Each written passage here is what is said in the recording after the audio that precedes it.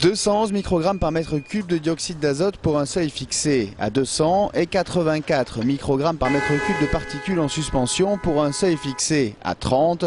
Entre jeudi 14h et vendredi 14h, la qualité de l'air s'est dégradée comme rarement à Toulouse.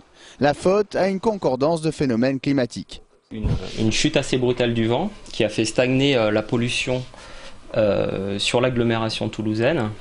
Donc dès que le vent a chuté, en fait, on a eu un phénomène qui a accumulé les polluants sur l'agglomération. C'est des phénomènes qui se produisent assez fréquemment l'hiver. Le froid, en fait, fait une sorte de barrière qui évite la dispersion des polluants.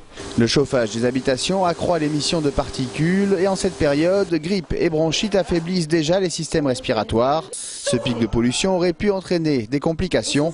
Heureusement, il a été trop éphémère. Chez quelqu'un de sain, a priori, vu que ça n'a duré que quelques heures ou moins de 24 heures, il y a quand même très peu de risques. Et qu'à partir du moment où il y a 3-4 jours d'exposition, pour des gens qui ont un appareil respiratoire sain, ça peut commencer à entraîner des signes un peu gênants, surtout pour des gens qui feraient une activité physique intense à l'extérieur. Mais les sportifs et amateurs d'activités de plein air peuvent se rassurer. Les nouvelles sont bonnes pour les jours à venir.